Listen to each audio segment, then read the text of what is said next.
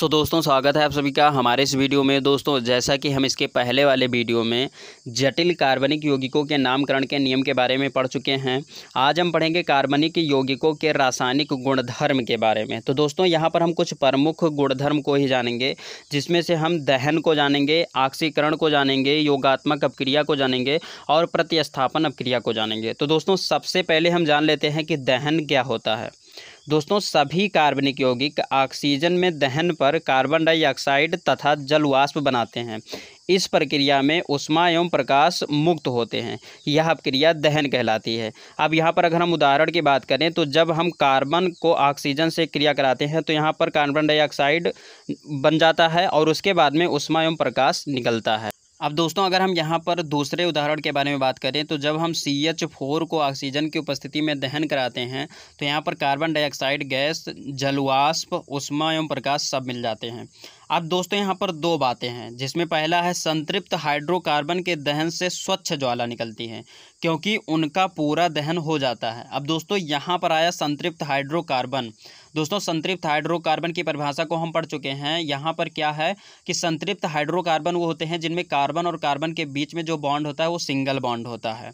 तो दोस्तों ये हो गया। अब यहीं पर इसका विपरीत असंतृप्त कार्बन यौगिकों के अत्यधिक काले धुएं वाली पीली ज्वाला निकालेंगे क्योंकि इनका पूर्ण दहन नहीं होता है। अब दोस्तों यहाँ पर आया असंतृप्त। दोस्तों असंतृप्त हाइड्रोकार्बन क्या होता है, जिसमें कार्बन और कार्बन के बीच में डबल बॉन्ड या ट्रिपल बॉन्ड होते हैं। तो दोस्तों ये हो गया दहन। अब हम बात करते हैं इसी में ईंधन के बारे में। दोस्तों वे कार्बनिक यौगिक जिनमें ऊर्जा संचित होती है तथा ऊष्मा एवं प्रकाश के साथ जलते हैं ईंधन कहलाते हैं। जैसे यहाँ पर इसका जो उपयोग होता है वो खाना बनाने में, फैक्ट्री में मशीनों को चलाने के लिए आदि के रूप में किया जाता है। यहाँ पर कुछ ईंधन है जैसे कोयला है, पेट्रोलियम है, ये सब ईंधन के भाग हैं। अब दोस्तों यहाँ पर हम जानते हैं जीवाश्म ईंधन किसे कहते हैं। दोस्तों वह ईंधन जो हजारों साल पूर्व जंतुओं तथा पेड़ पौधों का किसी चट्टान के नीचे दब जाने के कारण विघटन से जो प्राप्त हुआ उसे हम बोलते हैं जीवाश्म ईंधन। तो दोस्तों ये हो गया जीवाश्म ईंधन। अब हम यहाँ पर थोड़ा सा जान लेते हैं कि कोयला क्या होता है।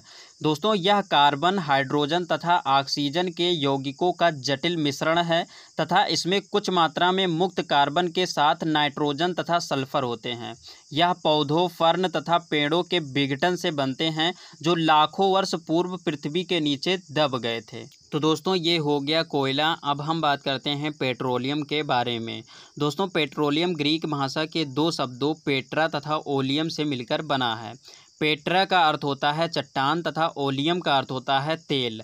अब दोस्तों इसके नाम से ही हम यहाँ पर कह सकते हैं कि पृथ्वी के भीतर चट्टानों के नीचे पाए जाने वाला कच्चा तेल ही पेट्रोलियम कहलाता है। पृथ्वी के नीचे पाए जाने के कारण इसे हम खनिज तेल या फिर चट्टानों के नीचे इसको पाए जाने के कारण इसे चट्टानी तेल के नाम से भी जानते हैं।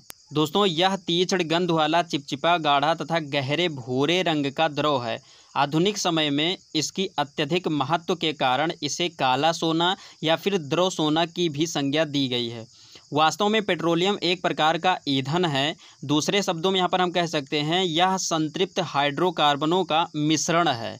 इसके अतिरिक्त इसमें अल्प मात्रा में एरोमेटिक हाइड्रोकार्बन तथा ऑक्सीजन, नाइट्रोजन व सल्फर आदि के यौगिक भी पाए जाते हैं। तो दोस्तों ये हो गया पेट्रोलियम। अब हम यहाँ पर बात करेंगे ज्वाला के बारे में। दोस्तों ज्वाला वह क्षेत्र है जहाँ गैसीय पदार्थों का दहन होता है। ऑक्सीजन की मात्रा व ईंधन के दहन के आधार पर ज्वाला दो प्रकार की होती है, जिसमें पहला है नीली या अदीप्त ज्वाला और दूसरा है पीली या दीप्त ज्वाला। तो दोस्तों सबसे पहले हम यहाँ पर बात करते हैं नीली या अदीप्त ज्वाला के बारे में।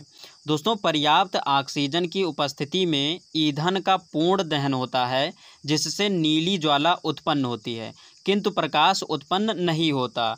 जैसे कि यहाँ पर उदाहरण की अगर हम बात करें तो गैस स्टोव में LPG का दहन। अब दोस्तों हम सेकंड वाले पर बात करते हैं, अर्थात पीली या दीप्त ज्वाला के बारे में। दोस्तों अपर्याप्त वायु की पूर्ति की स्थिति में ईंधन का अपूर्ण दहन होता है, जिसके कारण बिना जले कार्बन कणों का निर्माण होता है जो पीले रंग का प्रकाश उत्पन्न करता है। जैसे यहाँ पर अगर हम उदाहरण की बात करें तो मोम के वाष्प का जलना। तो दोस्तों ये हो गया ज्वाला और ये पूरा प्रोसेस था दहन का। अब हम बात करते हैं ऑक्सीकरण के बारे में। दोस्तों ऑक्सीजन के ग्रहण तथा हाइड्रोजन के त्यागने की प्रक्रिया को ऑक्सीकरण कहते हैं, जो कि हम पहले चैप्टर में अच्छी तरीके से पढ़ चुके हैं।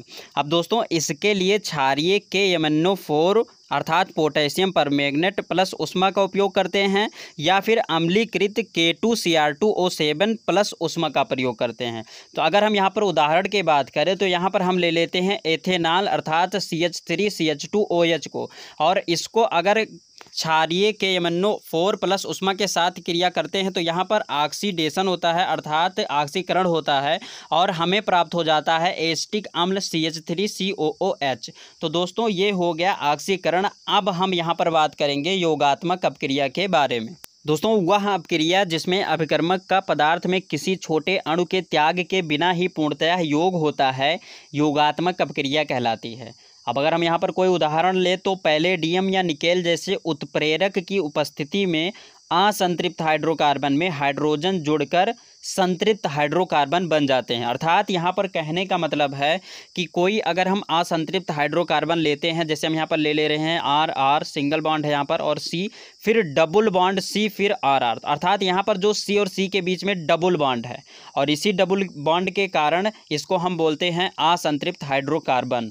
अर्थात कहने का मतलब है कि असंतृप्त हाइड्रोकार्बन वो होते हैं जहां पर 2 इलेक्ट्रॉनों का या 3 इलेक्ट्रॉनों का साझा हो, इस प्रकार से, अर्थात यहाँ पर डबल बॉन्ड या ट्रिपल बॉन्ड हो, तो ये असंतृप्त होता है। तो दोस्तों यहाँ पर क्या है कि जब इसको हम पैलेडियम या निकेल की उपस्थिति में क्रिया कराते हैं तो यहाँ पर ये जो होता है, ये जो R है ये कार्बन से एक हाइड्रोजन जुड़ जाता है, और इसका जो डबल बॉन्ड है ये हट जाता है, अर्थात ये सिंगल बॉन्ड में हो जाता है। यहाँ पर ये हो जाएगा R फिर सिंगल बॉन्ड C फिर सिंगल बॉन्ड जुड़ लगकर यहाँ पर हाइड्रोजन जुड़ जाएगा, और उसके बाद में नीचे R जुड़ जाएगा। तो यहाँ पर ये जो डबल बॉन्ड है, 2 इलेक्ट्रॉनों का साझा जो हुआ था वहाँ पर 2 हाइड्रोजन यहाँ पर जुड़ गए हैं, और ये एक इलेक्ट्रॉन दे दिए, तो यहाँ पर इस कार्बन का जो अष्टक है कंप्लीट हो जाता है। तो इस प्रकार से यहाँ पर सिंगल बॉन्ड में चेंज हो जाता है, ये डबल बॉन्ड में था, अर्थात ये असंतृप्त हाइड्रोकार्बन में था, ये हो जाता है संतृप्त हाइड्रोकार्बन में। तो दोस्तों ये हो गया योगात्मक अपक्रिया। अब हम बात करते हैं प्रतिस्थापन अपक्रिया के बारे में। दोस्तों वे अपक्रियाएं जिनमें किसी कार्बनिक अणु के किसी एक या एक से अधिक परमाणु या परमाणु समूह का किसी अन्य परमाणु या परमाणु समूह के द्वारा प्रतिस्थापन हो जाता है, प्रतिस्थापन अपक्रिया कहलाती है। अब अगर हम यहाँ पर उदाहरण की बात करें तो मेथेन की क्रिया सूर्य के धुंधले प्रकाश की उपस्थिति में क्लोरीन से कराने पर इसके एक एक करके चारों हाइड्रोजन परमाणु क्लोरीन के द्वारा प्रतिस्थापित हो जाते हैं। जैसे यहाँ पर जब हम मेथेन CH4 की अपक्रिया Cl2 से कराते हैं तो यहाँ पर एक Cl जुड़ जाता है और ये बन जाता है CH3Cl अर्थात मेथिल क्लोराइड, और उसके बाद में यहाँ पर ये जो यथ हाइड्रोजन है एक, ये Cl के साथ जुड़कर हाइड्रोजन क्लोराइड अर्थात HCl बना लेता है। तो इतनी बात हो जाती है, और यहाँ से एक HCl बाहर निकल जाता है, अर्थात यहाँ से एक हाइड्रोजन कम हो जाता है। अब फिर इसी मेथिल क्लोराइड CH3Cl की अपक्रिया फिर Cl2 से कराते हैं तो यहाँ पर फिर से एक हाइड्रोजन निकल जाता है, और यहाँ पर बन जाता है मेथिलीन डाइक्लोराइड, और उसके बाद में यहाँ पर HCl बाहर निकल जाता है। अब फिर इसी मेथिलीन डाइक्लोराइड की क्रिया फिर हम Cl2 से कराते हैं तो यहाँ से फिर एक हाइड्रोजन निकल जाता है, और यहाँ पर बन जाता है क्लोरोफार्म अर्थात CHCl3, और उसके बाद में यहाँ पर HCl बाहर निकल जाता है।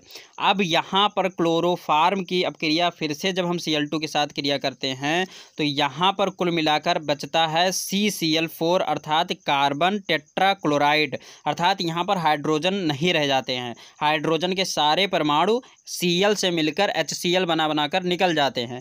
तो इस प्रकार से ये हो गया प्रतिस्थापन अपक्रिया। अब दोस्तों यहाँ पर एक नोट बताना चाहूँगा कि मेथेन की क्रिया क्लोरीन के साथ सीधे सूर्य के प्रकाश में करने पर विस्फोट के साथ साथ कार्बन तथा हाइड्रोजन क्लोराइड गैस बनती है। तो दोस्तों ये रहा आज का हमारा टॉपिक। दोस्तों उम्मीद करता हूँ वीडियो अच्छी लगी होगी। वीडियो अच्छी लगी तो प्लीज़ लाइक कीजिए, और दोस्तों यदि आप नए हैं हमारे चैनल पर तो चैनल को सब्सक्राइब कर प्रेस कर लीजिए बेल आइकन को, जिससे आपको नए वीडियो का अपडेट मिलता रहे। तो दोस्तों बस यहीं पर दीजिए इजाज़त। जय हिंद, वंदे मातरम।